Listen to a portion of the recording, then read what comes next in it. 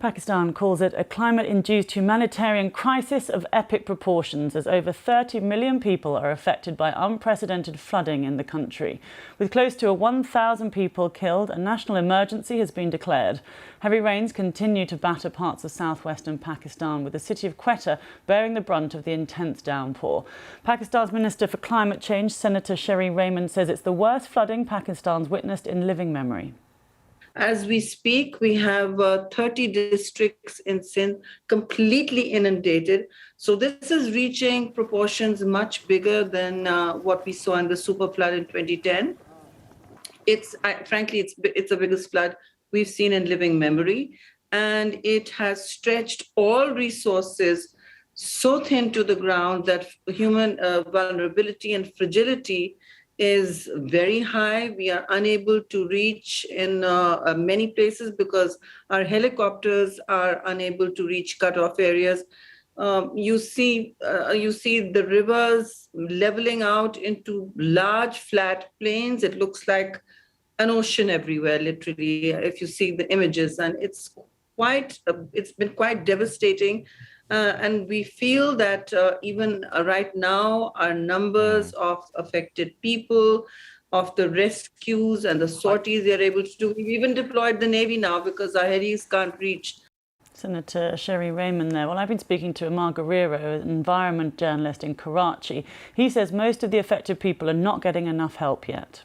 In most of the parts, means at some places government authorities have reached to rescue the people, but at majority of the places people are still stranded into the flood water, and they are calling on social media or means asking for the help, but at many places government authorities have not reached to rescue them. A large number of the people have came out of these flood water and they reached to some safer places, but still a large number of people are stranded into the flood water. Yeah, and as we're talking to you, we're obviously looking at images of the damage being done by these floodwaters, and entire buildings being washed away, buildings that are made of concrete. It really is huge, this, isn't it? Yes, today we saw on social media that in the Khyber Pakhtunkhwa, we saw the flash flooding in which in some tourist plant, there were the hotels for the tourists that were washed out just with the flood water. So not only in the Khyber Pakhtunkhwa, but up in the northern region in Himalayas, there are the glacier lake outburst floods. And the authorities said this year, more than 13 Gulaf or glacier lake outbursts have happened. So same happened into the Punjab southern part and southern Sindh province, and also we see a few weeks ago, even today, it is continue in Balochistan province. So you can say that the entire country is under the effect of this monster monsoon system.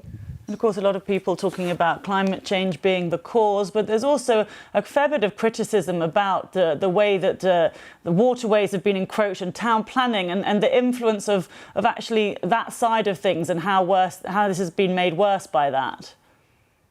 Yes, you are right. Means Pakistan is the worst victim to climate change. It's the fifth victim to climate change in the world. Means we saw 2010 floods and then continuous heat waves in Karachi and other parts, and then dry spell and severe drought in many parts. But when it comes to the flooding, this year we saw that the flood water is not receding; it's not flowing because the people are criticizing government that they have allowed the developers to make the buildings and the residential plaza just on the waterways. So the water is not going anywhere. So this is increasing the severity of this flooding across the Pakistan, and it's become every year. It's become very serious problem for Pakistan.